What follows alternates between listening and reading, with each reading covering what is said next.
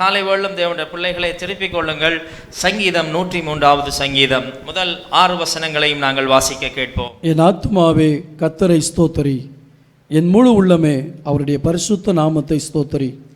என் ஆத்துமாவே கர்த்தரை ஸ்தோத்தரி, அவர் செய்த சகல உபகாரங்களையும் மறவாதே.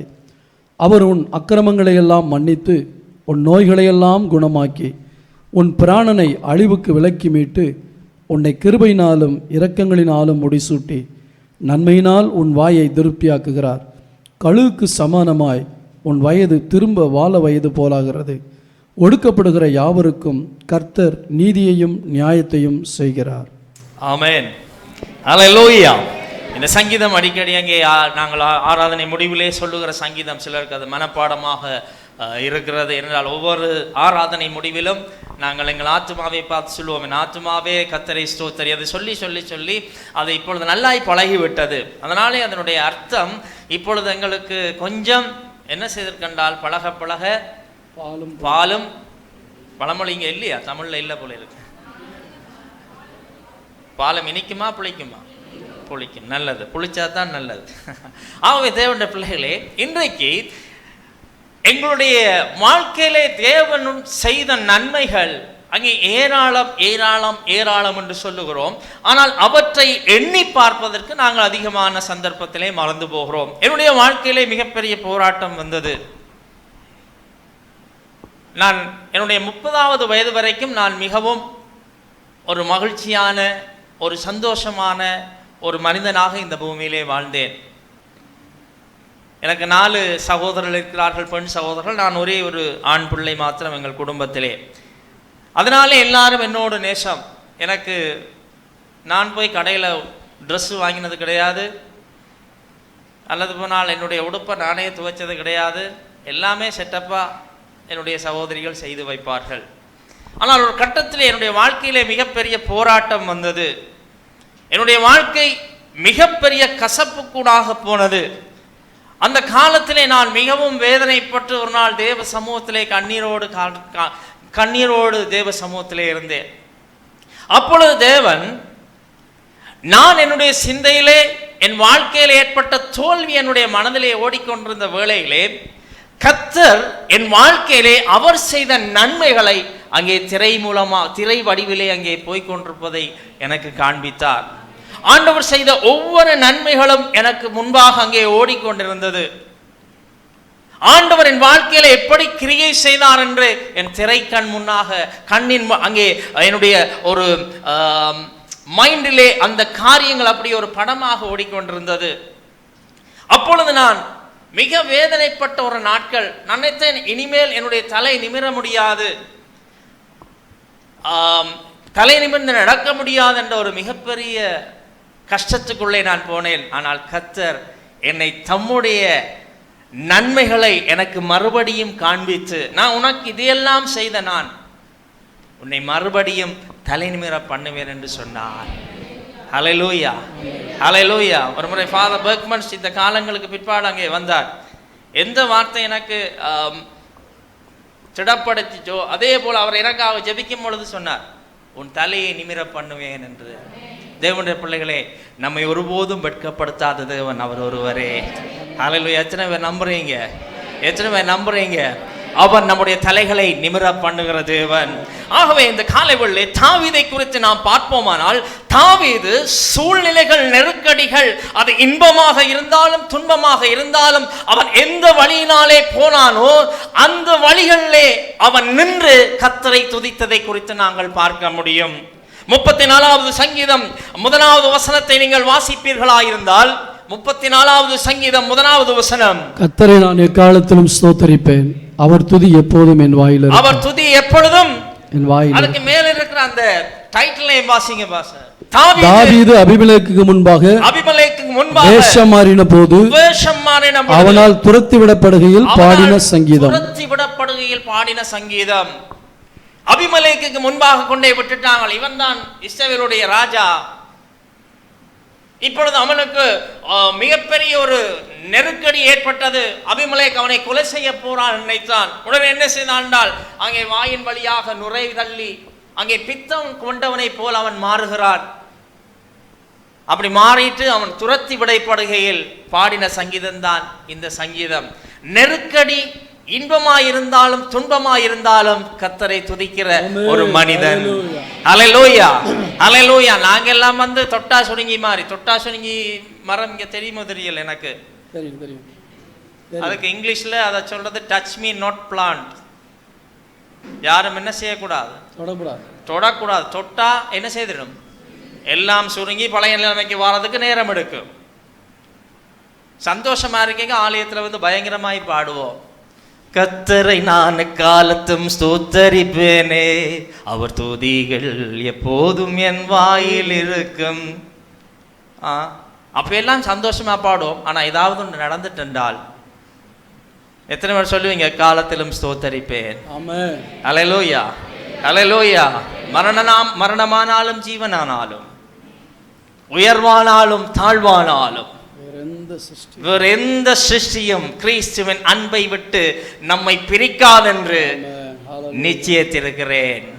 ஹல்லேலூயா, ஹல்லேலூயா. ஆகவே சங்கீதக்காரனாகிய தாவீது அவன் சூழ்நிலை பார்த்து சோர்ந்து போகிற மனிதன் அல்ல. அவன் தன்னுடைய நெருக்கடிகளை பார்த்து சோர்ந்து போகிற மனிதன் அல்ல. அவன் பின்னானவைகளை மறந்து முன்னானவைகளை நாடி ஓடுகிற தேவனுக்கான வைராக்கியம் கொண்ட ஒரு மனிதனாக இருந்தான். ஆனாலும் அவன் பாடிய பாடலுடைய வரிகள் ஏற்கனவே பாடப்பட்ட வரிகளாயிருக்கலாம், அல்லது ஏற்கனவே அவர்கள் தியானித்த வரிகளாயிருக்கலாம், அல்லது ஏற்கனவே இஸ்ரவேல் ஜனங்களுடைய அனுபவங்களாயிருக்கலாம், அது ஒரு வறட்சியான வசனங்களாயிருக்கலாம். ஆனால் தாவீது தன் அனுபவத்தோடு பாடும் பொழுது அந்த வசனங்கள் அவனுக்கு மிகப்பெரிய உற்சாகத்தை கொடுத்தது. 13வது சங்கீதம் 6வது வசனத்திலே சங்கீதக்காரன் பாடும் பொழுது சொல்லுகிறான், கர்த்தர் எனக்கு நன்மை செய்தபடியால் நான் அவரை பாடுவேன். ஹல்லேலூயா, ஹல்லேலூயா. ஆகவே இங்கே முதல் 2 வசனங்களிலும் அவன் ஒரு காரியத்தை சொல்ல வருகிறான், என் ஆத்துமாவே கர்த்தரை ஸ்தோத்தரி, என் முழு உள்ளமே அவருடைய பரிசுத்த நாமத்தை ஸ்தோத்தரி. இந்த வசனத்தினுடைய எபிரேய வெர்ஷன், எபிரேய பதம் எப்படி போடப்பட்டிருக்கிறால், கர்த்தரை துதி, அது மாத்திரமல்ல அவர் செய்த நன்மைகளை எண்ணிக்கொள். Praise God and count your blessings. தேவனை துதியுங்கள், அது மாத்திரமல்ல அவர் செய்த நன்மைகளை எண்ணுங்கள். எத்தனை பேர் எண்ணுற நீங்கள்? ஆமென். யாராவது கடன் கொடுத்தா கரெக்டா எழுதி வைப்போம்,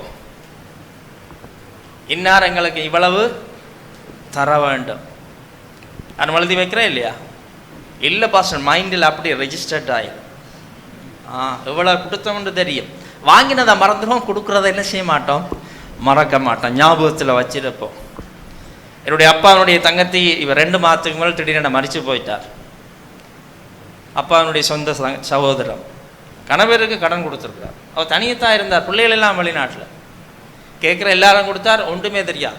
இப்போ வாங்கினவங்களுக்கெல்லாம் பெரிய நிம்மதி என்ன தெரியுமா, கொடுக்க தேவையில்லை. இன்றைக்கு எங்களோட வாழ்க்கையில் நாங்கள் தேவன் நம்முடைய வாழ்க்கையில் செய்த நன்மை எல்லாத்தையும் என்ன செய்துட்டோம் தெரியுமா, சீக்கிரமாய் மறந்து போயிட்டோம். ஆனால் துன்பத்தை மாத்திரம் நாங்கள் என்ன செய்யறோம் தெரியுமா, காலத்துக்கு புலம்பிக் கொண்டிருக்கிறோம். தேவன் உன் வாழ்க்கையில தீமை செய்தது உன்னை அழிக்கிறதுக்காக அல்ல, உன்னை மீண்டும் உருவாக்குகிறதற்காக. ஹல்லேலூயா. கடந்த நாட்களில் நான் ரெண்டு வாரத்தில் நாங்கள் கவனித்த மிகப்பெரிய ஒரு காரியம், என்னுடைய அத்தை 2 வாரத்துக்கு முன்பாக பைக்கிலே போகும்போது விழுந்ததினாலே அடிபட்டவுடன் தலையிலே அடிபட்டது. இப்பயும் நான் தேவ பிள்ளைகளை உங்களுக்கு சொல்லுகிறேன், தயவு செய்து ஹெல்மெட் போட்டுக்கொண்டு போங்கள். இந்தியாவில் வந்து பார்க்க எங்களுக்கு கால் நடுங்கும் சில வேளையில். ஹெல்மெட் போடாமல் பயங்கர வேகமாக போவார்கள். நேற்று முந்த நாள் ராவு நான் அண்ணா நகருக்கு வந்துட்டு போகிறேன், 2 வாகனங்களுக்கு நடுவில் ஒரு ஆள் அப்படியே போகுது. ஒரு ஒரு ஒரு எங்கட ஊரில் சொல்கிறேன்டா ஒரு மயிரிடை. எனக்கு நடுங்குது. காருக்கு இருந்து நான் காலை உதறேன் பயத்தில். ஹெல்மெட் இல்லை. அவருடைய அத்தை ஹெல்மெட் போட்டிருந்தான்னா விழுந்துட்டு சும்மா தட்டி போட்டு எழும்பி போயிருக்கலாம். மண்ணை மட்டும் தட்டி போட்டு போயிருக்கலாம். ஹெல்மெட்டில் உடம்புல ஒரு காயம் இல்லை, நேர தலை மாத்திரம் இல்லத்தில் அடிச்சிருக்கு. இதை எங்கள் ஊரில் சொன்னால் எங்கட உறவினர்கள் அதை ஏற்றுக்கொள்ள மாட்டார்கள். அவள் சொல்ல, ஏன் அப்படி அடிக்கணும், ஹெல்மெட் போட்டிருப்பாங்களே, போடையிலையே, ஏன் போடையிலே போடை. அது ஒரு பெரிய குற்றம் அங்கே. ஆகவே தேவனுடைய பிள்ளைகளே, சட்டம் இருக்கோ இல்லையோ, உங்களுடைய பாதுகாப்புக்கு ஹெல்மெட்டை நீங்கள் போடணும். அல்லேலூயா. எனக்கு இதை பார்த்தா அப்புறம் இந்த மகனுக்கு 2 வயசு. ஹெல்மெட் இங்கேருந்து வாங்கி கொண்டு போகணுன்னு இருப்பேன். 2 வயசில் ஹெல்மெட் போடுறே இல்லை, இருக்கிறே இல்லை. ஆனால் எங்கேயாவது தேடி ஆண்டவரே வாங்கி கொண்டு போகணும் என்றால் அந்த பார்த்த அனுபவம். ஸோ நீங்கள் உங்களை நீங்களே பாதுகாத்துக் கொள்ளுங்கள். ஹெல்மெட் போடுவது அவர்கள் மற்றவர்களுக்காக அல்ல, உங்களுக்காக. அல்லேலூயா. ஸோ தேவன் என்ன செய்தார்? தான் 2 வாரத்திலே எங்களுக்கு அநேக காரியங்களை கற்றுக் கொடுத்தார். எனக்கு மாத்திரமல்ல, என்னுடைய அத்தையினுடைய பிள்ளைகளுக்கு அதை கற்றுக் கொடுத்தார். அவர்கள் இந்த தேவனை குறித்த மிக பெரிதான கேள்வி கூடாக அவருடைய வாழ்க்கை போனது. ஏன் ஆண்டவர் எங்களுக்கு இதை அனுமதிக்க வேண்டும்? ஆகவே தேவனுடைய பிள்ளைகளை, ஏன் இது என்னுடைய தாய்க்கு நடக்க வேண்டும் என்று அவர்களுக்கு பெரிதான கேள்வி. பாஸ்டர் அன்றைக்கு அவர்களை அங்கு வந்த பொழுது அவர்களுக்கு சொன்ன சில காரியங்கள். அவர் சொன்னார், உடனடியாகவே மரித்திருந்தால் அவர்கள் எது என்று ஏன் என்று சரியாக விளங்கி கொண்டிருக்க மாட்டார்கள். ஆனால் இப்பொழுது அவர்கள் சரியாக விளங்கி கொண்டிருக்கிறார்கள். கர்த்தர் ஏன் இதை எங்களுக்கு அனுமதித்தார்? ஒருவேளை ஆண்டவர் அவரை எடுத்த விதம் அங்கே வித்தியாசமாக இருக்கலாம், மற்றவர்களால் ஏற்றுக்கொள்ள முடியாதாக இருக்கலாம்.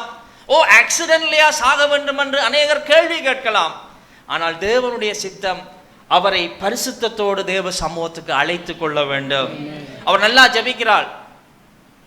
நல்ல ஒரு ஜெபிக்கிற ஒரு பெண்ணாக நான் அவரை பார்த்திருக்கிறேன். அதிகமாக ஜெபிப்பார், அதிகமாக மற்றவர்களுக்கு தைரியம் சொல்லுகிறவர், அதிகமாக அங்கே அவர் இருந்த மதுரையில் இருக்கும் பொழுது அந்த திருச்சபையோடு சேர்ந்து அநேக ஊழியங்களை செய்வார். பெண்கள் கூட்டம் அங்கே சுவிசேஷ ஊழியங்களுக்கு அவர் அதிகமாக சென்றதை நான் பார்த்திருக்கிறேன். அப்படியான ஒருவர் ஆண்டவர் பார்த்தார், பரிசுத்தத்தோடு உண்மையோடு இருக்கைக்கு அவர் என்ன செய்யறோன்னு தெரியுமா? எடுத்துருவோம். அல்லேலூயா, அல்லேலூயா. ஸோ என்னுடைய அத்தையினுடைய பெண்களுக்கு இப்போ பெரிய கேள்வி, அவர்கள் கொஞ்சம் ஆண்டவரை விட்டு தூரமாக போயிருக்கலாமோ என்று அவர்களுக்குள்ள ஒரு மிகப்பெரிய கேள்வி அவர்களுக்கு இருந்தது. மூத்த மகள் என்னிடத்திலே கேட்டார், மச்சான், நான் சில வேளையில் எனக்குள்ள எதுவும் பெருமை வந்துட்டதோ தெரியல, என்னை அறியாமல் ஏதாவது ஒரு பெருமை வந்ததினாலே நான் தேவனுக்கு கொஞ்சம் கனம் கொடுக்க மறந்து போயிட்டேனோ, அப்படி எனக்கு ஒரு சிந்தை வருகிறது. அவர்கள் ஒவ்வொருவரும் ஒவ்வொரு காரியங்களை தங்களுக்குள்ளே அலசி ஆராய வலிக்கிட்டார்கள். ஒருவேளை அப்படி இருக்கலாமோ, ஒருவேளை இப்படி இருக்கலாமோ. இப்பொழுது அவர்கள் தங்களை மறுபடியும் கட்டுவதற்கு தேவன் அவர்கள் ஒரு வாய்ப்பை கொடுத்தார். அல்லேலூயா. அந்த வாய்ப்பானது அன்றையினுடைய இழப்பை விட அவர்கள் மறுபடியும் தேவனுக்குள்ளே வரும்படியான ஒரு பெரிய சலாக்கியத்தை அவர்களுக்கு கொடுத்தது. அவர்கள் மறுபடியும் தங்களை உறுதிப்படுத்திக் கொள்ளக்கூடிய கிருபை அவர்களுக்கு கொடுத்தது. அதனாலே நாங்கள் மிகவும் சந்தோஷப்பட்டோம். கர்த்தர் எதை செய்தாலும் நன்மைக்கு ஏதுவாக செய்வார். ஹல்லேலூயா, ஹல்லேலூயா. என்னுடைய தங்கச்சியினுடைய மகனுக்கு 13 வயது. மூத்த மகள் அங்கே கொழும்பிலே தான் இருக்கிறார். அவர் பேசும் பொழுது, அவர்கள் இந்த துக்கத்திலே இருக்கும் பொழுது என்னுடைய தங்கச்சியினுடைய மகனும் அங்கே போயிருந்தார். அவன் ஒருத்தரோடைய பேச மாட்டான், சரியான அமைதியாக தான் இருப்பான். அங்கே போனான், கீபோர்ட் ப்ளே பண்ணுவான் ஆலயத்திலே. மற்றபடி பெரியாக்கள் இருந்தால் கதைக்க மாட்டான், சரியான சைலண்டாக தான் இருப்பான். நான் இங்கே வந்து விட்டு என்னுடைய அம்மா என்னுடைய அத்தை இறந்து விட்டார் என்றதுக்காக அவருடைய வீட்டுக்கு அங்கே கொழும்பிலே போயிருந்தார்கள். இவர் அழுது கொண்டே இருக்கும் பொழுது என்னுடைய தங்கச்சியினுடைய அம்மன் பார்த்து கொண்டே இருந்திருக்கிறான். அவன் ஒன்றுமே பேசல. எல்லாரும் பேசி போட்டு எல்லாரும் பேசிட்டு அங்கே அவர்களுக்கு அவர்கள் உணவு கொடுத்தார்கள். அங்கே உணவுக்கு போய்விடும். ஆனால் இவன் அவனுக்கு பக்கத்தில் இருந்துட்டு இவ சொன்ன வார்த்தைகளை அவன் கொஞ்ச நேரம் தியானிச்சிருக்கிறான். என்னென்னலாம் சொல்லியிருக்கிறான். அவர் ஒரு இடத்துல சொல்லியிருக்கிறார், ஒருவேளை நான் பாவம் செய்துட்டேனோ தெரியவில்லை, அதனாலே தான் என்னுடைய தாய்க்கு இப்படி நடந்திருக்கென்று புலம்பி அழுதிருக்கிறார். போயிட்டு முதல் சொன்ன வார்த்தை எப்படி என்றா, பார்த்தீங்களா, பிசாசை ஜெயிக்க வச்சிட்டீங்க. எப்படி ஜெயிக்க வச்சிங்கண்டா, உங்களோட வாயால் நீங்கள் அறிக்கை செய்கிறதுக்கு, நான் பாவி என்று மறுபடியும் அறிக்கை செய்கிறதுக்கு பிசாசு உங்களுக்கு என்ன செய்யிட்டான் தெரியுமா? இடம் கொடுத்துட்டான். அவன் சொல்லுங்க, அப்படி சொல்லாதீங்க. ரோமர் 8ஆம் அதிகாரம் 28வது வசனத்தை அவன் அப்படியே சொல்லியிருக்கிறான். அன்றியும் அவருடைய தீர்மானத்தின்படி அழைக்கப்பட்டவர்களாய் தேவனிடத்தில் அன்பு கூறுள்ளவளுக்கு சகலத்தையும் நன்மைக்கு ஏதுவாக செய்து முடிக்கிற தேவன். அவன் சொன்ன சில காரியங்கள் என்னுடைய அத்தையினுடைய மகள் மறுபடியும் எழும்புறதற்கு, உற்சாகம் கொள்ளுறதற்கு அவளுக்குள்ளே ஒரு பலத்தை கொடுத்திருக்கிறது. எனக்கு அவன் பேசினான் தெரியா, அவனு சரியா, என்னுடைய அத்தையினுடைய மகள் இங்கே வந்து அழும்பொழுது சொன்ன சில காரியங்கள் அவன் மூலமாக கர்த்தர் என்னோடு பேசினார். அல்லேலூயா, அல்லேலூயா. தேவன் ஒரு நாளும் தீமை செய்கிறவர் அல்ல. பக்கத்தில் ஆக்களை பார்த்து, பக்கத்தில் இருக்கிற பார்த்து சொல்லுங்க, தேவன் தீமை செய்கிறவர் அல்ல, தீமை செய்கிறவர் அல்ல. நாம் ஆராதிக்கிற தேவன் தீமை செய்கிறவர் அல்ல, அவர் தீமையை நன்மையாக மாற்றுகிற தேவன். ஹல்லேலூயா, ஹல்லேலூயா. ஆகவே தேவனுடைய பிள்ளைகளே, கர்த்தர் செய்த நன்மைகளை நினையுங்கள். ஒவ்வொரு நாளும் காலையில் எழும்பி ஆண்டவருக்கு நன்றி செலுத்துங்க. ஹல்லேலூயா. பிறக்கிறது அரிசி, மனிதனாய் பிறக்கிறது அரிது. அதிலும் பெரிய அரிது என்ன தெரியுமா? எந்த விதமான சரீர குறைபாடோடும் பிறக்காது. ஆமென். ஹல்லேலூயா. எத்தனை பேர் சொல்லுங்க, பூரண மனுஷனாய் கர்த்தர் என்னை படைத்திருக்கிறார், 2 கண்ணும் நல்லா தெரியுதுன்றார்கள். ஹல்லேலூயா, ஹல்லேலூயா. கடந்த நாட்களிலே ஒரு சகோதரி நல்லா இருந்தாள். கடந்த 2019 வரும்போது அந்த சகோதரி நல்லா இருந்தாள். ஆனால் திடீரென நரம்புக்கு போகிற ரத்தம் அடைபட்டு அவங்கள கையையும் காலையும் உடனே இழுத்துட்டு சாகிறதுக்கு முதல் நாள் என்னுடைய அத்தை என்ன செய்திருக்காங்க, அவங்க நல்ல நெருக்கமான சொந்தக்காரர், அவங்களுக்கு இப்படி ஆயிடுச்சு, அவங்க எப்படி கஷ்டப்படுவாங்கன்னு தான் தண்டை கையை வச்சு பார்த்துருக்கா. ஒரு கையால் எப்படி வேலை செய்கிறது, 2 கையும் ஒழுங்கா இருக்கிறார்கள். கையை ஏற்றி சொல்லுங்க, அல்லேலூயா. எனக்கு 2 கையும் ஒழுங்கு.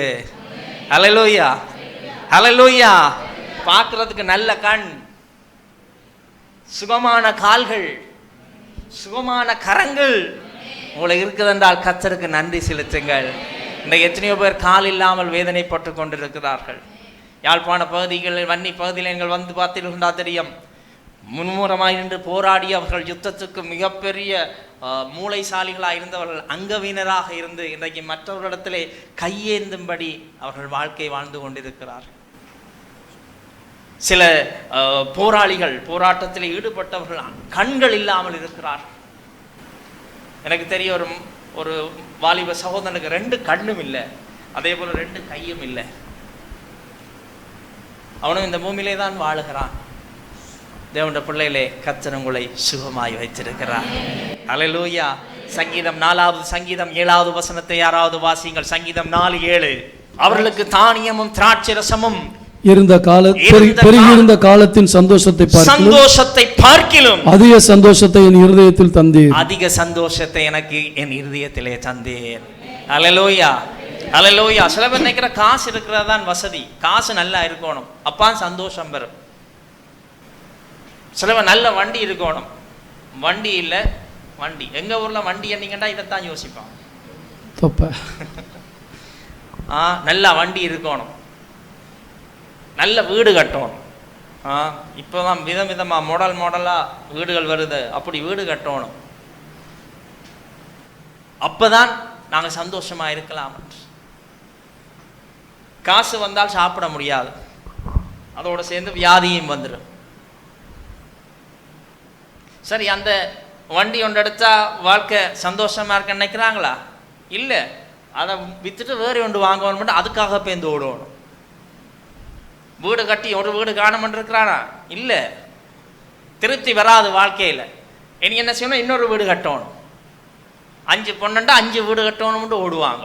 எங்கள் ஊரில் அப்படித்தான், ஒவ்வொரு பிள்ளைக்கும் ஒவ்வொரு வீடு சீதனம் கொடுக்கணும். அப்படி ஓடி ஓடி இடக்கட்டத்தில் பார்த்தால் ஆல் க்ளோஸ். அதான் ஃபாதர் ஒரு பாட்டு பாடினார், வசதியை தேடி ஓடாதே அது தொடுவான். வசதிகள் நிறைவு தருவதில்லை, வானத்தை எவரும் தொடுவதில்லை, வசதியை தேடி ஓடாதே அது தொடுவானம். எப்படி போய் ஃப்ளைட்டுக்கு மேலேயும் போய் பார்த்தோம், இன்னொரு வானம் தெரிஞ்சது, கீழே பார்த்தா முகில் தெரிஞ்சது, ஒன்றுமே தெரியல. எங்க போனாலும் தொட முடியாது. ஸோ வாழ்க்கையில் நீங்க சந்தோஷமா இருக்கணும்டா, செய்ய வேண்டியது உள்ளது போதும் என்று திருப்திப்படுங்கள். ஹல்லேலூயா. இவ்வளவுக்கு கர்த்தர் என்ன சந்தோஷமா வச்சிருக்கிறாரா, அதுக்கு நன்றி சொல்லுங்கள். இவ்வளவுக்கு கர்த்தர் என்ன சுகமா வச்சிருக்கிறாரா, அதுக்கு நன்றி சொல்லுங்கள். இவ்வளவு ஆசீர்வாதமான பிள்ளைகளை தந்திருக்கிறார்களா, அதுக்கு நன்றி சொல்லுங்கள். கர்த்தர் இரட்டிப்பான நன்மையை தருகிறவர். ஹல்லேலூயா, ஹல்லேலூயா. ஆகவே தேவனுடைய பிள்ளைகளே, உள்ளதிலே திருப்தி அடையுங்கள். கர்த்தர் செய்த நன்மையை பார்த்தீங்கன்னா ஏராளம் ஏராளம் ஏராளம் ஏராளம். ஹல்லேலூயா, ஹல்லேலூயா. நான் எல்லாம் ஒரு காலத்தில் ஃபங்க்ஷனுக்கு போறேன்னா ட்ரெஸ் இல்லை. எங்கட குடும்பம் மிகப்பெரிய கஷ்டத்துக்குள்ளே போய் கொண்டிருந்தது, மிகப்பெரிய வறுமைக்குள்ளே போய் கொண்டிருந்தது. எனக்கு 4 பெண் சகோதரிகள், நான் ஒருவன் மாத்திரம்தான் ஆண். அதுவும் அப்பா ஜெர்மனுக்கு 86வது ஆண்டு போய் அங்கே குடும்பத்தை ஜெர்மனுக்கு அழைக்கலாம் என்று முயற்சி செய்து எல்லாம் சரி. அப்போ விசா ஒன்றும் இல்லை, டிக்கெட்டை போட்டால் நேராக போய் ஜெர்மனில் இறங்குதான் வேலை. இப்போ தான் இந்த விசா அது இதுன்று ஃபேமிலியாக ஜெர்மனுக்கு போகிறது. அப்போ எனக்கு ஒரு 7-8 வயது இருக்கு. அப்போ நாங்கள் குடும்பமாக ஜெர்மனுக்கு போகிறோம். ஜெர்மனில் போய் என்ன செய்ய போகிறோம், செட்டில் ஆக போகிறோம். அப்படி ஒரு எண்ணத்தில் நாங்கள் எங்களுக்குள்ள பெரிய ஒரு தம்பட்டம். எங்கே போகிறோம், ஜெர்மனுக்கு. ஜெர்மனுக்கு போனால் 4 பொம்பளை பிள்ளைக்கும் பயம் இல்லை, எப்படியோ அவங்கள கரை சேர்க்கலாம். என்னுடைய அம்மாக்கும் ஒரு சந்தோஷம், அங்கேயே போயிட்டா எங்களோட ஃபேமிலி பிரச்சனை இல்லை. மிகப்பெரிய கஷ்டம். ஆனால் அதுக்கு முன்பு எங்களுடைய குடும்பத்தில் மிகப்பெரிய வறுமை ஒன்று பின்னாலே துரத்தி கொண்டு வந்தது. என்னுடைய அம்மா மெஷினில் தச்சுத்தான், உடுப்பு தச்சுத்தான் எங்களையெல்லாம் வளர்த்தா. எங்களுடைய அப்பா சரியான குடி, செயின் ஸ்மோக்கர். ஒரு சிகரெட்லாம் நடத்ததை பற்றி கொண்டிருப்பார். பயங்கரமான ஸ்மோக்கிங், அடுத்தது ட்ரிங்கிங். அதோட நண்பர்களோட சேர்ந்து இந்த கார்ட்ஸ் விளையாடுறது, சீட்டு. ஸோ குடும்பத்தில் மிகப்பெரிய வறுமை. நாங்கள் மற்றவர்களை பார்த்து ஏங்குகிற ஒரு காலமாக இருந்தது. மற்றவர்களை பார்த்து எங்களுக்கு இப்படி இல்லையே என்று ஏங்குகிற ஒரு காலம். ஆனால் ஆண்டவர் ஒரு நாள் என் தகப்பனை தொட்டார். ஹல்லேலூயா, ஹல்லேலூயா. என் தகப்பனை தொட்டது மாத்திரமல்ல, அவரை ஒரு ஊழியக்காரனாக மாற்றினார். ஜெர்மன்ல கொண்டு போய் கர்த்தர் அவரை ஒரு ஊழியக்காரனாய் மாற்றினார். எங்களுக்கு போகும்போது இருந்த அப்பா அல்ல, திரும்பி வரும்பொழுது இருந்த அப்பா. போகும் பொழுது எங்களுக்கு எப்படியோ எங்களுடைய குடும்பத்தை கரை சேர்ப்பார், எங்களை எல்லாம் நல்லாக்குவார் நினைத்து தான் அவரை அனுப்பினோம். ஆனால் திடீரென ஒரு நாள் கடிதம், முந்தி ஃபோன் இல்லை, ஒன்றும் இல்லை, கடிதம் மாத்திரம் எழுதி அனுப்புவார்கள். ஸோ லெட்டர் ஒன்று வந்தது, நான் சீக்கிரமாய் ஊருக்கு வரப்போறேன். கடிதம் வந்த 2ஆம் நாள் ஆள் வாசல்ல நிற்கிறார். எல்லாம் எங்களுடைய கனவுகள் எல்லாம் முடிந்து விட்டது, எங்களுடைய எல்லா நினைவுகளும் ஒரே நாளிலே மூடப்பட்டது. நாங்கள் நினைச்சோம் சரி, எங்களுடைய வாழ்க்கை அவ்வளவுதான். அப்பொழுது எங்களுக்கு ஊழியம் என்று தெரியாது.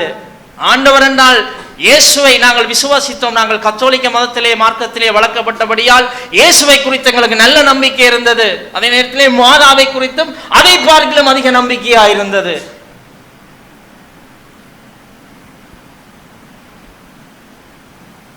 அவர் மறுபடியும் வந்த பொழுது எங்களால் ஏற்றுக்கொள்ள முடியவில்லை. என்னுடைய அம்மா அந்தோனியார் பக்தர், நடந்துதான் அந்தோனியார் கோயிலுக்கு போவார். ஸோ இப்பொழுது அவரால் ஏற்றுக்கொள்ள முடியவில்லை. என்னுடைய தகப்பனார் மறுபடியும் ஒரு ஊழியக்காரராய் வந்தது. ஆனால் அப்பா சொன்னார், நீங்க ஒன்றும் செய்ய வேணாம், என்னோட வந்து பாருங்க, ஆண்டவரை விருப்பம்ண்டா பிடிச்சு கொள்ளுங்க. என்னுடைய அம்மா போனார். முதல் ரட்சிக்கப்பட்டது என்னுடைய தாயார் தான். ஹல்லேலூயா, ஹல்லேலூயா.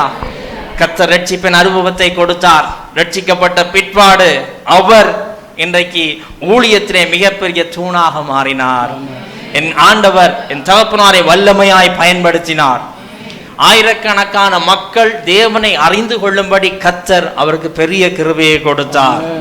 அவருடைய ஊழிய நாட்களிலே அவர் பயங்கரமாக தேவனாலே கிருபையாய் நடத்தப்பட்டார். அநேகருக்கு இருந்த பிசாசுகள், அநேகருக்கு இருந்த வியாதியின் கட்டுகள் கர்த்தர் அவர் மூலமாய் சுகமாக்கினார். சபை வளர்ந்தது, அநேகர் ரட்சிக்கப்பட்டார்கள்.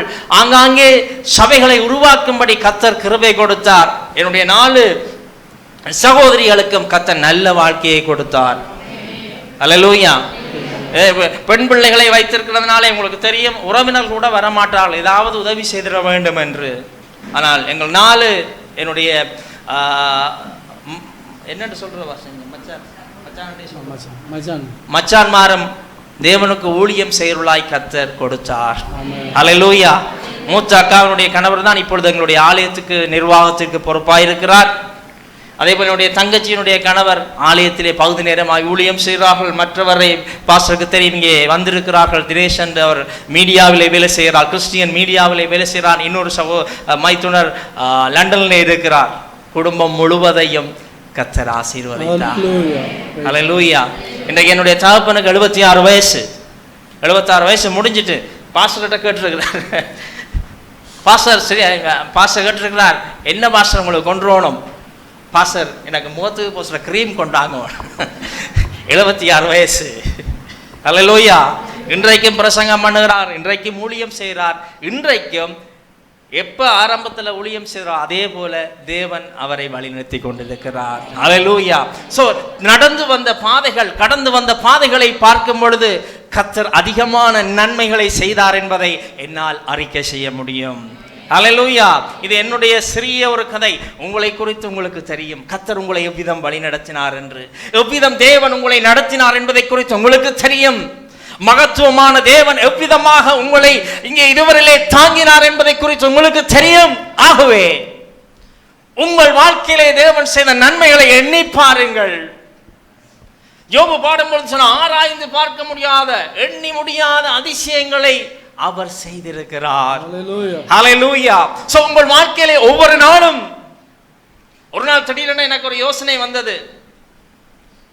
ஆக்சிஜன், நீங்க சுவாசிக்கிற ஆக்சிஜன் எங்கே இருந்து வருது?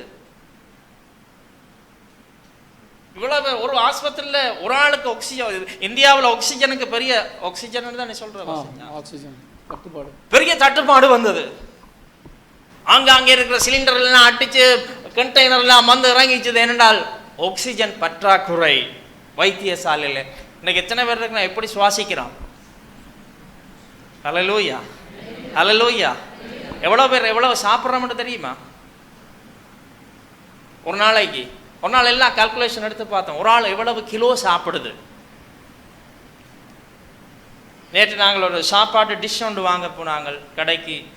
அப்போ அந்த கடைக்காரர் கேட்டார், எத்தனை பேர் சாப்பிட்ற கொள்ளளவுள்ள டிஷ் உங்களுக்கு வேணும்? அப்போ என்னுடைய சகோதரர் அப்படி சொன்னார், 50 பேர். அவர் சொன்னார், ஸ்ரீலங்காவில் 50 சொன்னால் இங்கே 25 தான் போடலாம். ஸ்ரீலங்காவில் 50 பேர் சாப்பிட்ற சாப்பாட்டை இங்கே 25 பேருக்கு தான் போடலாம். ஒரு நாளைக்கு எத்தனை கிலோ சாப்பிட்றோம் தெரியுமா?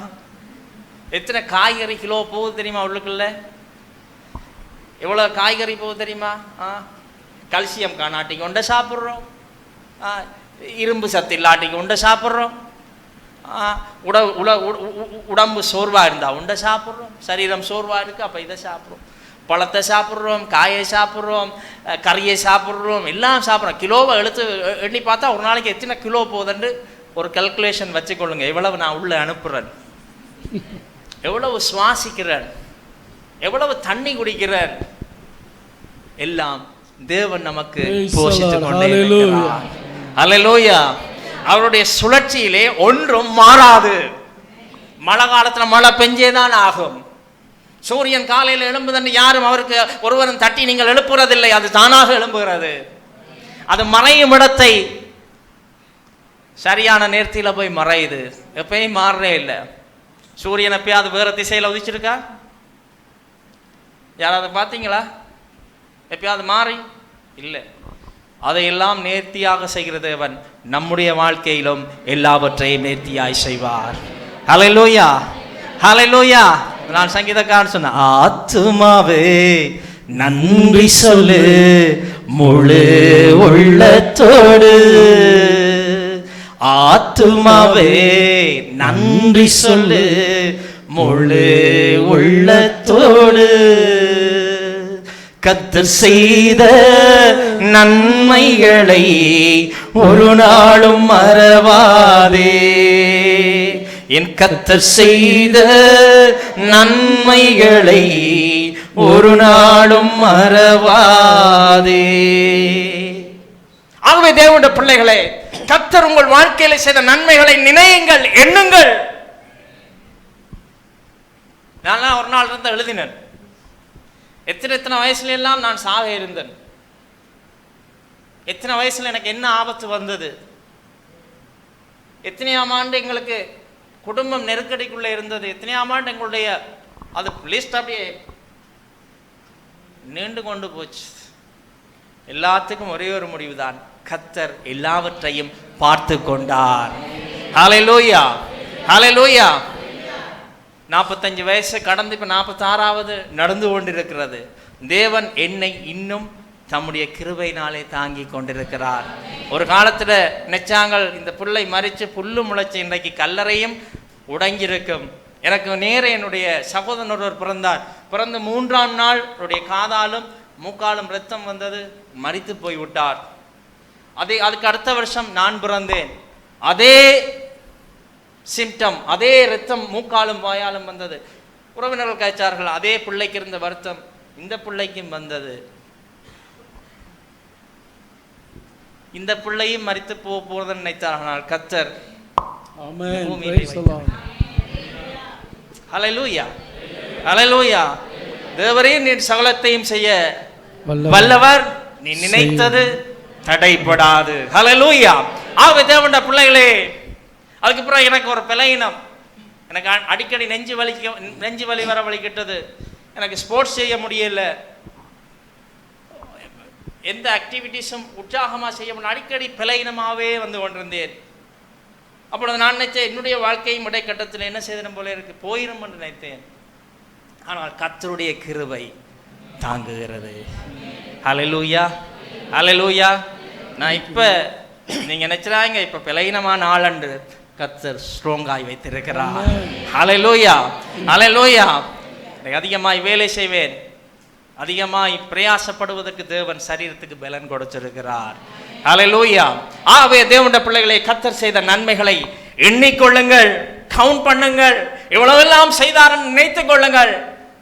என்னுடைய அத்தான் அடிக்கடி சொல்லுவார், நன்றி சொல்லுகிறவன் கர்த்தருக்கு நாற்காலியை போடுகிறான். கர்த்தருக்கு எப்பெல்லாம் நன்றி சொல்றீங்களோ அப்ப தேவன் உங்களுக்கு கிட்ட அருகிலே வரும்படியான பெரிய சலாக்கியத்தை பெற்றிருக்கிறீர்கள். ஆகவே தேவனுடைய பிள்ளைகளே, கர்த்தர் செய்த நன்மைகளை எண்ணிக்கொள்ளுங்கள். 2வது காரியம், 3வது 4வது வசனத்தை யாராவது வாசியுங்கள். அவர் உன் அக்கிரமங்களை எல்லாம் மன்னித்து, அவர் உன் அக்கிரமங்களை எல்லாம் மன்னித்து, உன் நோய்களை எல்லாம் குணமாக்கி, நோய்களை எல்லாம் குணமாக்கி, உன் பிராணனை அழிவுக்கு விலக்கி மீட்டு, உன்னை கிருபையினாலும் இரக்கங்களினாலும் முடிசூட்டுகிறார். ஹல்லேலூயா, ஹல்லேலூயா. முதலாவது சொன்னேன், ஆண்டவருடைய ஆசீர்வாதங்களை எண்ணுங்கள். 2வது சொல்லுகிறேன், உங்களுடைய வாழ்க்கை அர்த்தமுள்ளதாக இருக்க வேண்டும் என்றால் தேவனோடு உங்களுடைய உறவு சரியாக இருக்க வேண்டும். தேவனோடு உங்களுடைய உறவு சரியாக இருக்குமாயிருந்தால் கர்த்தர் உங்களை என்ன செய்கிறார்? கைதூக்கி நிறுத்தி விடுகிறார்.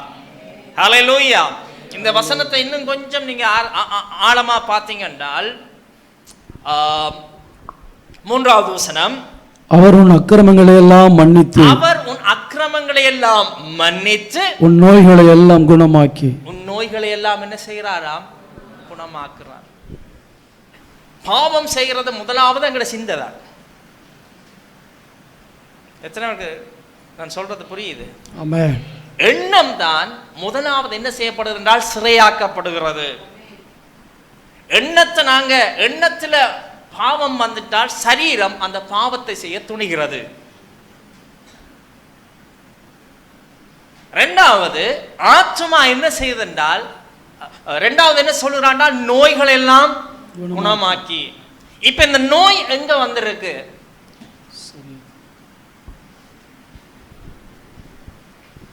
காலையில் நான் சொன்னேன், இந்த நோய் எங்க வந்திருக்கென்றால் ஆத்துமாவிலே தான். ஏனென்றால் சங்கீதக்காரன் இந்த சங்கீதம் யாருக்கு பாடுறார்? தனக்கு. யாருக்கு பாடுறார்? தனக்கு தானே. சத்தம் காணாது, சத்தம் போதே இல்லை. நித்திரையா இருக்கிறார்கள் ஒரு பெரிய அல்லேலூயா. நித்திரன விளங்கல. தூக்கத்தில் இருக்கிறார்கள் ஒரு பெரிய அல்லேலூயா. இப்பதான் அவளை நித்திரை இருந்தா அவ்வளோங்க. அவ எந்த மிஸ்டேக் தான். நீங்க நல்லவங்க. அல்லேலூயா. நீங்க உற்சாகமான ஆக்கள். பக்கத்துல பார்த்து சொன்னோம், நீங்க பிள்ளை இல்லை, பாஸ்டர் தான் பிள்ளை. அவர் தமிழ்ல சொல்லியிருந்தா எனக்கு தெரிஞ்சிருக்கும். நித்திரை தூக்கத்துக்கு இன்னொரு ஒத்த கருத்து நித்திரை. நீங்க மரண நித்திரை என்று யோசிச்சிட்டீங்களோ? இல்லை இல்லை, இது சாதாரண நித்திரை, தூக்கம். இஸ்ரவேலை காக்கிறவர் உறங்குவதும் இல்லை தூங்குவதும். ரெண்டு பேர் இருக்கு. சில பேர் இப்ப உறக்கத்துல இருப்பீங்க, சில பேர் தூக்கத்துல இருப்பீங்க.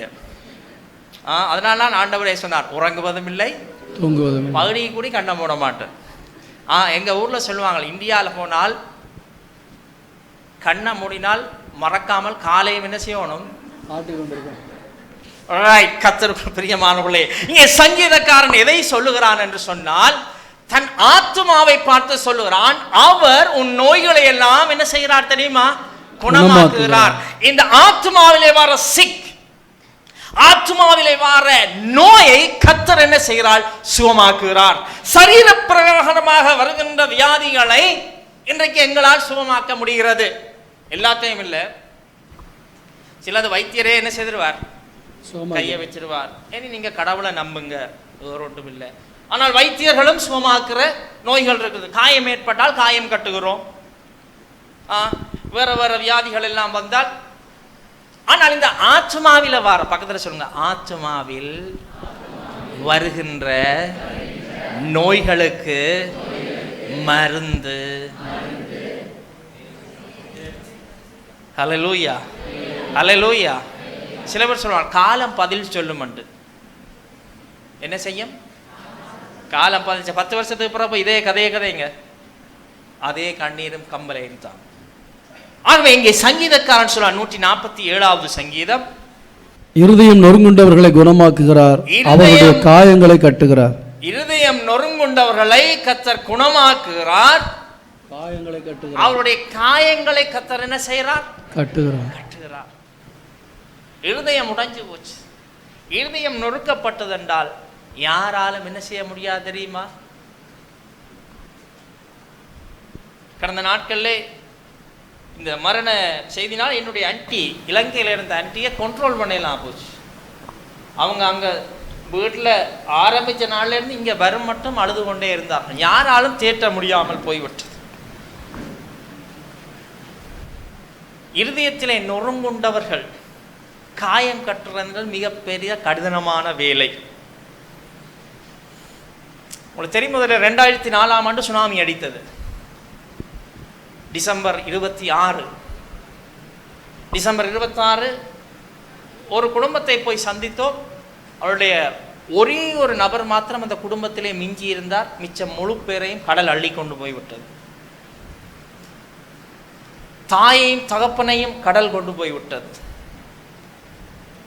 ஒரே ஒரு பிள்ளை, அவங்களுக்கு வேற பிள்ளைகளே இல்லை, ஒரே ஒரு பிள்ளை, அந்த பிள்ளை கடலோடு போயிட்டு தாயும் தகப்பனும் தப்பி விட்டார்கள். ஸோ அந்த இடத்திற்கு நாங்கள் உதவி செய்வதற்காக போயிருந்தோம். அங்கே யாருமே அழ இல்லை. அவங்களுக்கு அழுகிறதற்குரிய அந்த மனநிலை என்ன செய்யலன்னா வரே இல்லை. அவங்கள ஒரு பிரம்ம பிடிச்சவங்க போலவே இருக்கிறாங்க, அழ முடிய இல்லை.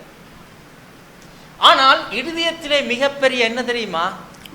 காயம். அவங்களால அதை யோசிச்சு அதை அங்கீகரிச்சு அல்லது அவங்க கடந்து போயிட்டாங்கன்ற சிந்தையே இல்லாமல் ஒரு பிரம்ம பிடிச்ச போல இருந்தாங்க. அதுக்கு பிற்பாடு ஆஸ்திரேலியாவிலிருந்து ஒரு டீம் ஒன்று வந்தார்கள். அவர்களுடைய எல்லாம் டாக்டர்ஸ், சைக்காலஜி படித்த மிக பெரிதான வைத்தியத்துறையில் இருக்கு. அவங்க வந்தாங்க, எல்லாரும் பேசினாங்க. பேசும் பொழுது இவங்க எல்லாம் ஓவென்று என்ன செய்தார்கள் தெரியுமா? கத்தி அழ ஆரம்பித்தார்கள், பயங்கரமாய் அழ ஆரம்பித்தார்கள். என்னுடைய வேதாம கல்லூரியிலிருந்து தான் அவர்களை கூட்டிக் கொண்டு வந்திருந்தார். அவங்க எல்லா இலங்கையில் எல்லா இடம் போனாங்க, சிங்கள ஏரியா தமிழ் ஏரியா எல்லா இடம் போய் கத்தி அழ ஆரம்பித்தார். ஏனென்றால் அவ்வளவு உள்ளுக்குள்ளே அவ்வளவு வேதனை. தேவனுடைய பிள்ளைகள் அவங்க தேவனுடைய வசனத்தை சொல்லி அவங்களுக்கு ஆற்றுகை படுத்தும்படியாக ஜெபம். ஹல்லேலூயா. இன்னைக்கு உள்ளான காயம். யாராவது உங்களை குறித்து பேசியிருந்தால் ஒரு பெரிய காயம் ஏற்பட்டுரும். யாராவது உங்களை தவறா சொல்லியிருப்பான், நீங்க நல்லா தான் செய்திருப்பீங்க, ஆனா தவறா பேசுவார். சில வேளை நாங்க ஆக்களுக்கு நன்மை தான் செய்வோம், ஆனா அது அப்படியே எங்களுக்கு என்னவா வந்து விழுந்திருக்கும், தீமையாய் வந்திருக்கும். நாங்க நன்மை என்று நினைப்போம், ஆனால் அவர்கள் அதை என்ன செய்வார்கள் தெரியுமா? சில பேருக்கு கைவிட்டாலும் குற்றம், கால் விட்டாலும் ஏதோ பேசிக்கொண்டிருப்பார். திருவள்ளுவரே சொன்னார், தீயினால் சுட்ட புண் ஆறுமே ஆறாது. திருவள்ளுவரா? ஒரு ஆள் தான் சொன்னார், நாவினால் தீயினால் சுட்ட புண் ஆறுமே ஆறாது, நாவினால் சுட்ட காயம், உள்ளுக்குள்ளே ஏற்படுகிற காயம்,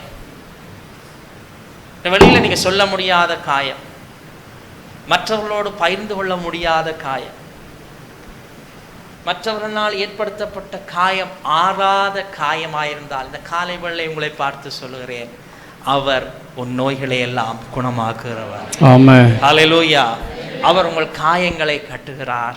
ஹல்லேலூயா. எசாயா 61வது அதிகாரம் 1வது வசனம் சொல்லுகிறது, கர்த்தராகிய தேவனுடைய ஆவியானவர் என்மேல் இருக்கிறார். கர்த்தராகிய தேவனுடைய ஆவியானவர் என்மேல் இருக்கிறார். சிறுமைப்பட்டவர்களுக்கு சுவிசேஷத்தை அறிவிக்கும்படி அபிஷேகம் பண்ணினார்.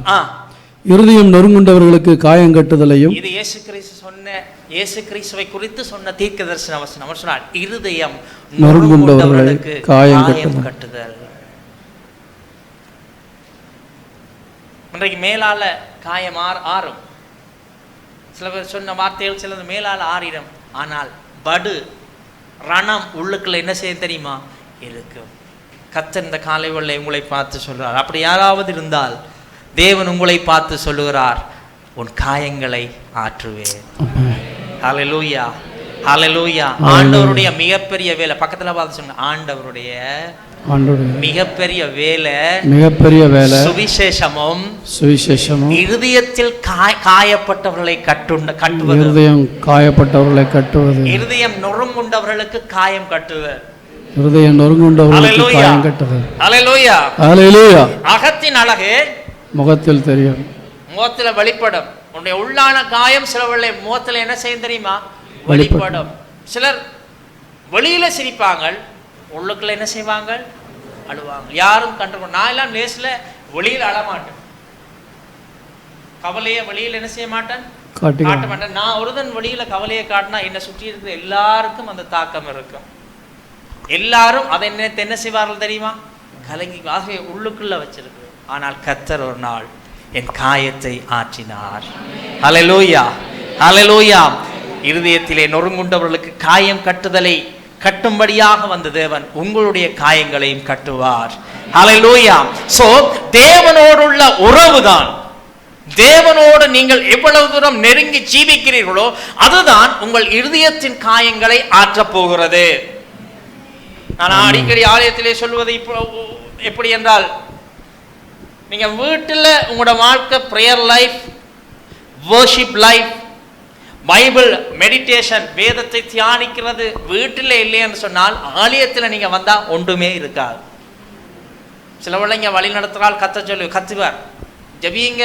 சில பேருக்கு அந்த இங்க என்னன்னு சொல்றோன்னு தெரியல, பிடி என்று சொல்றாங்களா, அங்க சொன்னா தான் செய்வோம். ஸ்கூல்ல வலது கையை வைத்தண்டா வலது கையை வைத்துவோம், விடண்டால் விடுவோம், ஒரு காலை இங்கால வேண்டா வைப்போம், பேருந்து மறுபடி வையண்டால் வைப்போம்.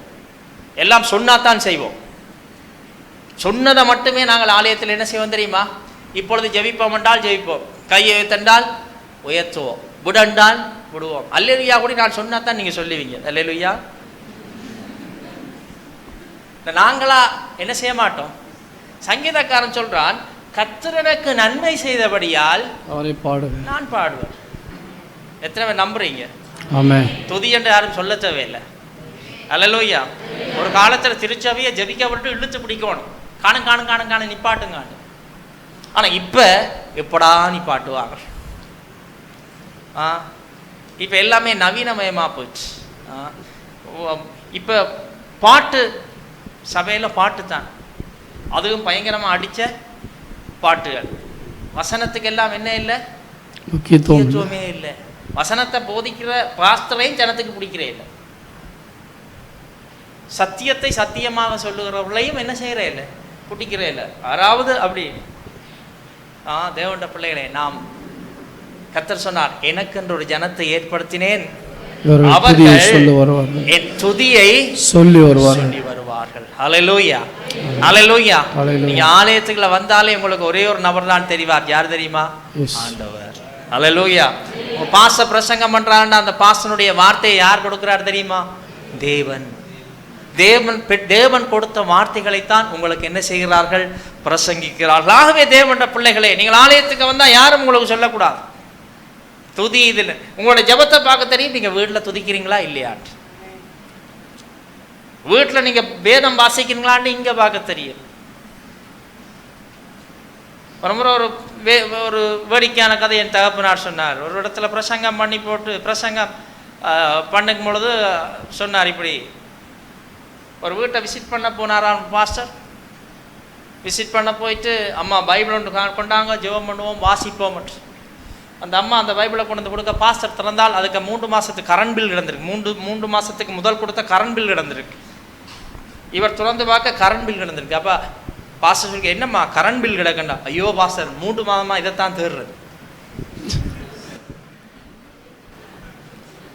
3 மாதமாக தேடுறேன் பாஸ்டர், இப்போ தான் கண்டுபிடிச்சேன். அப்படி என்றால் 3 மாதமாக இந்த பைபிளை என்ன செய்யலை தெரியுமா? திறக்கே இல்லை. இன்றைக்கு பைபிளுக்கு முடி கிடக்குன்னு தேடுறது ஒரு குரூப் தெரியுமா பாஸ்டர்? அது தெரியாதா? கத்தோலிக்கத்தில் ஒரு கட்டுக்கதை ஒன்றை உருவாக்கி விட்டாங்க. ஒரு குழந்தை பிறந்தது, அதுக்கு முடி இல்லை. அப்ப அந்த புள்ள சொன்னதாம், என்னுடைய முடியெல்லாம் எல்லா பைபிளுக்கையும் கிடக்கன்று. எல்லாரும் பைபிளை திருச்சோன்னா பைபிளுக்கு முடி இருக்குமா இல்லையா? இருக்கலாம், இருக்க வாய்ப்பு இருக்கு. எப்ப நீங்க வாசிச்சா இருக்கும். எப்படியோ ஒன்று என்ன செய்ய போ தெரியுமா? ஒவ்வொரு பக்கமா திருப்பி பார்த்தாங்க, முடி இருந்து, ஐயோ முடி இருக்கு. பைபிள்ல முடிய தேடாதீங்க, தேவனுடைய வார்த்தையை தேடுங்க. அல்லேலூயா. கர்த்தருடைய வார்த்தை அது உங்களை உயிர்ப்பிக்கும். அல்லேலூயா, அல்லேலூயா. கிருபையும் சத்தியமும் ஒன்றையொன்று சந்திக்கும். தேவனுடைய பிள்ளைகளே, வார்த்தையிலே வளருங்கள். நான் சொல்லுவேன், இந்த சபையில் வளராதவங்க உலகத்தில் எங்கே போயும் வளர மாட்டாங்க. ஏனென்றால் பாஸ்டருடைய வார்த்தைகளை நாங்கள் கேட்டிருக்கிறோம், வாசித்திருக்கிறோம். அவர் கொடுக்கிற அர்த்த விளக்கங்கள், ஆவிக்குரிய காரியங்கள், சத்தியங்கள் எங்களுக்கே அது புதுசாக இருக்கும். நானும் இறையியல் கல்லூரியிலே என்னுடைய பிடிஹெச் பட்டப்படிப்பை முடித்தேன். ஆனால் தேவன் கொடுக்கிற வெளிப்பாடை போல யாரும் கொடுக்க முடியாது. எந்த இறையியல் கல்லூரியும் கொடுக்க முடியாது. இறையியல் கல்லூரியிலே நாங்கள் இந்த புத்தகம் எப்படி, இந்த புத்தகத்தினுடைய பின்னணி, கிறிஸ்தவத்தினுடைய பின்னணி, அது இதன்று அப்படியே ஒரு தொகையை படிச்சிருப்போம். 7 வருஷம் எனக்கு சென்றது பிடிஹெச் முடிக்கிறதுக்கு. எல்லாரும் ஆச்சரியப்பட, என்னடா எல்லாம் 2 வருஷத்துல முடிப்பாங்க, 7 வருஷம் சென்றுதான் எல்லாம் முடிச்சோம். எனக்கு வார்த்தையை கற்றுக் கொடுக்கிறவர் ஆண்டவர். ஹல்லேலூயா. ஆகவே அருமையான பாஸ்டரை கர்த்தர் உங்களுக்கு தந்திருக்கிறார். அவருடைய ஒவ்வொரு வார்த்தைகளும் அப்படியே மணியாத்தான் இருக்கு. மணி என்றால் தெரிந்தானே, குண்டுமணி. ஸோ ஒவ்வொரு வார்த்தையும் தேவனுடைய கிருபையினாலே சாரமேற்றப்பட்ட வார்த்தைகளாயிருக்கும். அந்த வார்த்தைகள் உங்களுடைய இருதயத்திலே பேசும். ஹல்லேலூயா. ஸோ ஆண்டவர் ஒரு நல்ல ஊழியக்காரனை தந்திருக்கிறார். ஆகவே வார்த்தையிலே கட்டப்படுங்கள். ஹல்லேலூயா, ஹல்லேலூயா. அற்புதங்கள் கொஞ்ச நாள்ல நின்று போயிடும். அற்புத அடையாளங்கள் கொஞ்ச நாள்ல நின்று போயிடும். யோவானே இயேசு கிறிஸ்து திரளான அற்புதங்களை செய்தும் ஒரு 5 அற்புதத்தை தான் எழுதி வச்சிருக்கிறார். என்ன தெரியுந்தானே? 5 or 7 தான். அதுக்கு மேல அவர் அவர் சொன்னார், கடைசியில சொல்றார், அவர் செய்தது எக்கச்சக்கமா இருக்கு, எழுதுறதுக்கு எனக்கு புத்தகம் என்ன செய்யாது, போதாது. அதுக்கு பிறகு ஒரு பிரசங்கம், தேவனுடைய சத்தியத்தை குறித்து தான் யோவான் எழுதியிருக்கிறார். ஆகவே அற்புதம் இன்றைக்கும் நிற்கும், நாளைக்கும் நிற்கும். ஆனால் கர்த்தருடைய வார்த்தையிலே கட்டப்படுகிற விசுவாசி ஒரு நாளும் இடறி போவதில்லை. அல்லேலூயா. சத்தியத்தையும் அறிவீர்கள், சத்தியம் உங்களை என்ன செய்யும் தெரியுமா? விடுதலை ஆக்கும். எல்லாம் நாங்க இப்ப பிசிக்கல் டெலிவரன்ஸுக்காக தான் கணக்க பேர் பார்த்து கொண்டிருக்கிறோம். சரீர பிரகாரமான விடுதலை தான் எங்களுக்கு தேவை. சுகம் பெறணும், நோயிலிருந்து சுகம் பெறணும். இந்த உலகத்துக்குரிய ஆசீர்வாதங்களுக்காகத்தான் நாங்கள் அதிகமாய் போராடி கொண்டிருக்கிறோம். தேவனுடைய பிள்ளைகளை எல்லாவற்றை பார்க்கலாம் ஆத்மீக மீட்பும் விடுதலையும் தான் ஆசீர்வாதத்தை கொண்டு வரும். ஹல்லேலூயா, ஹல்லேலூயா. ஆகவே இரண்டாவது காரியத்தை சரியாக விளங்கிக் கொள்ளுங்கள். தேவனோடுள்ள உறவுதான் உங்களுடைய ஆத்மாவை சுகமாக்க போகிறது. உங்கள் ஆவிக்குரிய வாழ்க்கையிலே ஒரு மிகப்பெரிய ஆசீர்வாதத்தை கொண்டு வர போகிறது. மூன்றாவது காரியத்தை சொல்லி நான் நிறைவு செய்கிறேன். மூன்றாவது காரியம் வாசிப்போம். 5வது 6வது வசனம். நன்மையினால் உன் வாயை திருப்தியாக்குகிறார். நன்மையினால் உன் வாயை என்ன செய்கிறார் தெரியுமா? திருப்தியாக்குகிறார். கழுவுக்கு சமானமாய் உன் வயது திரும்ப வாழ வயது போலாகிறது. ஒடுக்கப்படுகிற யாவருக்கும் கர்த்தர் நீதியையும் நியாயத்தையும் செய்கிறார். நீதியையும் நியாயத்தையும் செய்கிறார். தேவனோட இருக்கிற அந்த உறவு, தேவனோட நான் போய்கொண்டிருக்கிற அந்த உறவு, அது என்னை அர்த்தமுள்ள ஒரு வழியிலே கொண்டு போய் கொண்டிருக்கும். அல்லேலூயா. பவுல் சொல்றான், நான் வீணாக ஓடினதும் வீணாக பிரயாசப்பட்டதென்றும் இல்லை என்கிற மகிழ்ச்சி சொல்றான். நான் அந்த ஆகாயத்துல சிலம்பம் பண்ண, சும்மா காத்து வார மாதிரி சத்தம் போட மாட்டேன். ஆகாயத்துல என்ன செய்யறது? சுத்த சத்தம் வரும், ஆனா ஒன்றுமே என்ன செய்யாது, நடக்காது. நீங்களும் உங்களை அந்த காலத்தில் நின்று ஆச்சரியமான ஒளியின் இடத்திற்கு தேவனோடு இணைந்து நான் செல்லுகிற வாழ்க்கை தான் என்னுடைய வாழ்க்கையினுடைய அர்த்தத்தை கொண்டு வருகிறது. அவர் என்ன செய்யறார் என்றால், என்னை நன்மையினால் என் வாயை என்ன செய்யறார் தெரியுமா? திருப்தியாக்குகிறார். அல்லேலூயா, அல்லேலூயா. அது மாத்திரமல்ல, எங்களுடைய வயது மீண்டும் என்ன செய்ய தெரியுமா? வாழ வயது திரும்ப இளமையான வயது போல மாறுகிறது. நான் காலையிலேயும் சொன்னேன் எங்களுடைய தகப்பனை பற்றி. 76 வயசு முடிஞ்சது. இப்பயும் நான் போடுற ஷர்ட் தான் அவருக்கு போட விருப்பம். நான் போடுற டிஷர்ட் தான் அவருக்கு இப்பயும் என்னது விருப்பம். அம்மா பேசுவா, நாங்க பேசுவோம். சின்ன படிகள்கிட்ட உடுப்பேன். தங்கச்சி ஏதாவது பாசல் வெளிநாட்டில இருந்து இதை உடுப்பு இதை போட்டு விட்டா, எங்களுடைய எல்லாம் என்னோட ஆக்கள் தான் என்னுடைய மச்சான் மாதிரி அவையவே இல்லை. அவங்களுக்கு எல்லாம் ஒரே மாதிரி. இவர் அதுலேயே உண்ட தனக்கு என்ன செய்வார் தெரியுமா? என்ன அதே மாதிரி போடணும். ஃபேர் அண்ட் லவ்லி க்ரீம் தான், ஃபேர் அண்ட் ஹேண்ட்ஸம் தான் போடும். நான் சொன்னேன், நானே 45 வயசு ஒன்றுமே இப்போ என்ன செய்யறே இல்லை, போறெல்லாம் ஒத்துக்கொள்ளாது, முகத்துக்கு ஏற்றுக்கொள்ளாது. உடனே தேவனுடைய பிள்ளைகளே, கர்த்தர் அவரை என்ன செய்யறார் தெரியுமா? அதே மாதிரி தான் பிரசங்கம் பண்ணுவார். அவருக்கு கால் இல்லாத பாசம் நான் கதிரையை போட்டு கொடுத்தா உட்கார விருப்பம். காலில் விரல் எடுத்துட்டாங்க, விரல் எடுத்துருக்குறாங்க. 2 கால்லையும் 3, ஒரு காலில் ஒரு விரல், மற்ற காலில் 3 விரல் எடுத்துட்டாங்க. பேலன்ஸாக நிற்க இயலாது. ஆனால் சொல்லுவேன், 2 தான் பிரசங்கம் பண்ணாங்க. ஆமாம். அல்லேலூயா. கர்த்தர் மறுபடியும் வாழ வயது போல ஆக்குகிற தேவன். அல்லேலூயா. சில பேர் ஃபீல் பண்ணுவான், இங்கே எல்லாம் 50 வயசு வந்தா நீ என்ன போறது தான் சொல்லுவான். காடு வாவான்றது வீடு போகுது. நீ என்ன பாஸ் சொல்லுங்க. கர்த்தருக்குள்ள மகிழ்ச்சியா இருப்பதே உங்களுடைய பலன், உங்களுடைய பலன். ஹல்லேலூயா, ஹல்லேலூயா. கர்த்தர் மறுபடியும் நம்மை உயிர்ப்பிக்கிற தேவன். கர்த்தர் மறுபடியும் நம்மை கட்டுகிற தேவன். ஹல்லேலூயா, ஹல்லேலூயா. தேவன் ஒருபோதும் நம்மை என்ன செய்யறதில்லை, ஒடுக்குற தேவன் அல்ல, ஒடுக்கப்பட்டவர்களுக்கு நீதியையும் நியாயத்தையும் செய்கிற தேவன். ஹல்லேலூயா. ஆகவே தேவன் எங்களை ஒரு அர்த்தமுள்ள வாழ்க்கைக்கு நேராகவே நடத்துவார். இந்த தமிழ் வேதாமத்தில் இப்படி ஒரு வசனம் இருக்கிறது, எல்லா மாயையும் மனதுக்கு சஞ்சலமாய். மனதுக்கு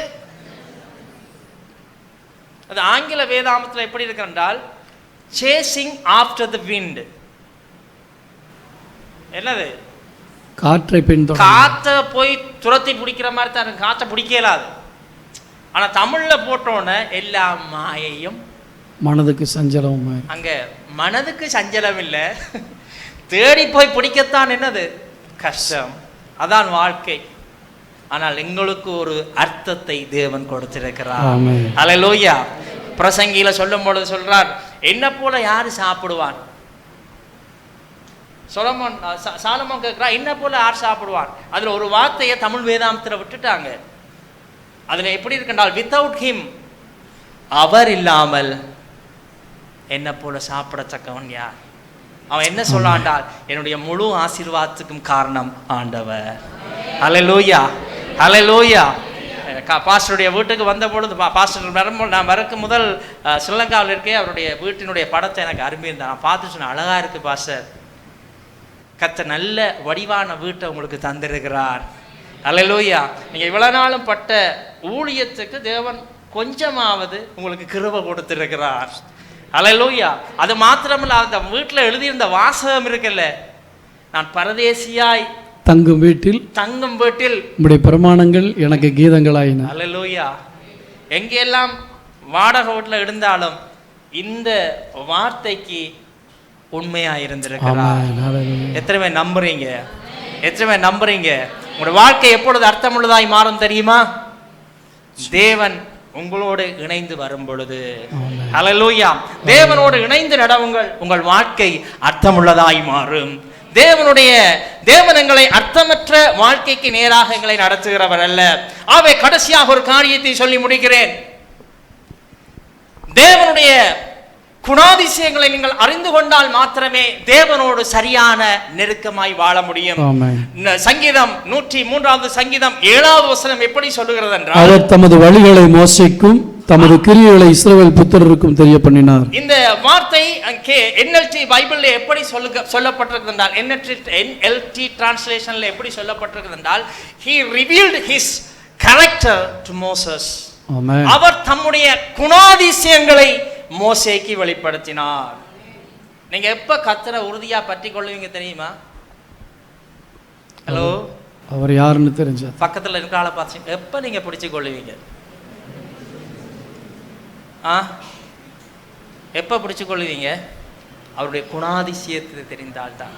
குணாதிசயத்தை தெரிஞ்சா ஒட்டி கொள்வீங்க, இல்லாட்டிக்கு என்ன செய்வீங்க? அப்பா சில பேர் சொல்லுவாங்க, அந்த பொண்ணோட கதை கேளாது, வாய் சரியில்லை. வாய் சரியில்லைன்னு நீங்கள் எப்படி சொல்கிறீங்களோ தெரியா, பேச்சு சரியில்லை, குணாதிசயம் சரியில்லை, குணம் சரியில்லை. அண்டா நீங்கள் என்ன செய்ய மாட்டீங்க? நெருங்க மாட்டீங்க. மோசேக்கு ஆண்டவர் என்ன செய்தார் தெரியுமா?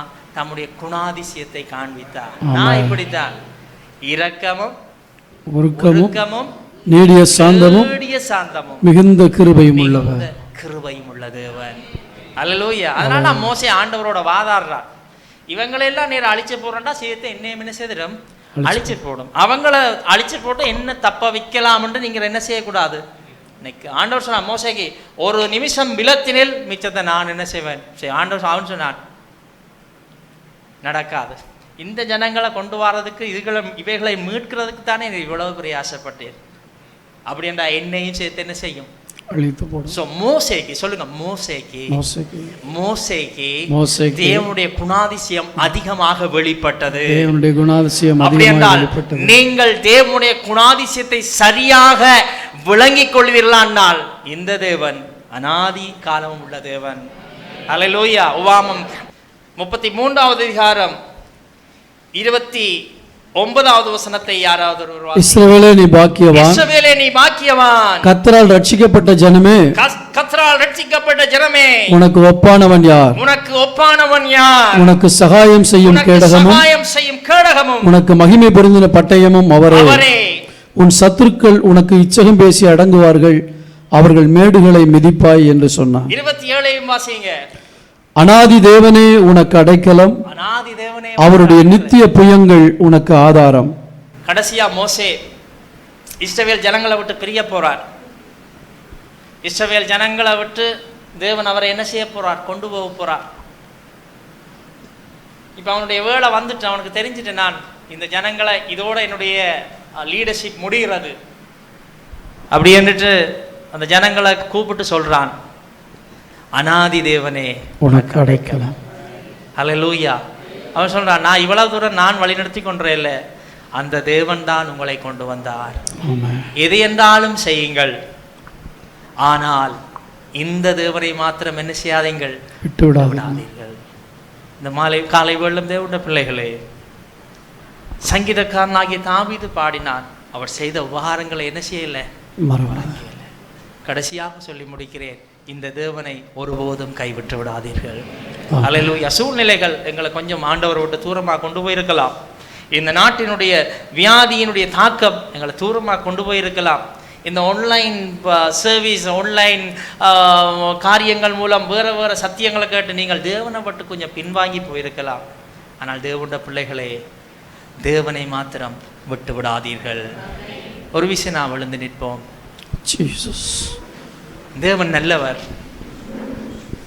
நம்முடைய தேவன் இரக்கமும் உருக்கமும் நீடிய சாந்தமும் கிருபையும் உள்ள தேவன். ஹalleluya. கீபோர்ட் தம் இ மைனர் நீ டி மைனர் டி. தேவன் நல்லவர். கண்ணை மூடி ஒரு நிமிடம் நான் உங்களுக்கு சொல்லக்கூடாது. நீங்க துதியுங்க, ஜெபியுங்க, இல்லாத கர்த்தர் உங்களுக்கு என்ன செய்தாரோ அதுக்காக நன்றி சொல்லுங்க நான் சொல்லக்கூடாது. உங்களுக்கு தெரியும் கர்த்தர் உங்கள் வாழ்க்கையில எப்படி கிரியை செய்தார், எவ்விதம் தேவன் கிரியை செய்தார் என்பதை குறித்து உங்களுக்கு தெரியும். தேவனுடைய இரக்கம், தேவனுடைய தயவு, தேவனுடைய மாறாத உண்மைத்துவம். சங்கீதக்காரன் 102வது சங்கீதத்திலே பாடும்பொழுது சொல்றான், நீரோ மாறாதவராயிருக்கிறேன், நேற்றும் இன்றும் என்றும் மாறாத தேவன். ஹalleluya. ஆத்துமாவே நன்றி சொல்லு முழு உள்ளத்தோடு. ஆத்துமாவே நன்றி சொல்லு.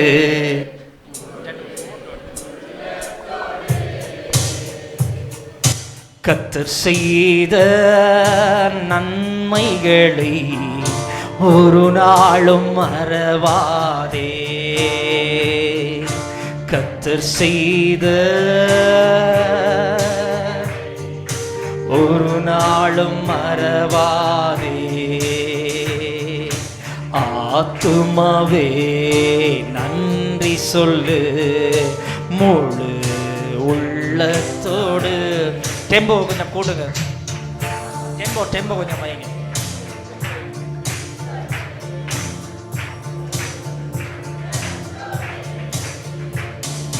குற்றங்களை மன்னித்தாரே, என் நோய்களை நீக்கினாரே. குற்றங்களை மன்னித்தாரே, என் நோய்களை நீக்கினாரே. படுகொலையில் நின்று மீட்டாரே, ஜீவனை மீட்டாரே. படுகொலையில் நின்று மீட்டாரே, ஜீவனை மீட்டாரே. கர்த்தர் செய்த நன்மைகளை ஒரு நாளும் மறவாதே. என் தேவன் செய்த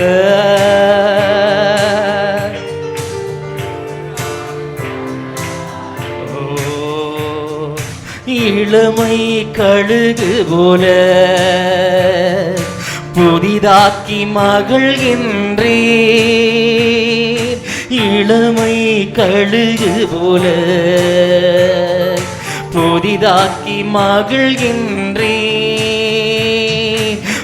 ஓடினாலும் நடந்தாலும் வேலன் குறைவதில்லை. நான் ஓடினாலும் நடந்தாலும் வேலன் குறைவதில்லை. கையொத்தி சொல்லுவோமா? கர்த்தர் செய்த நன்மைகளை ஒரு நாளும் மறவாதே. என் தேவன் செய்த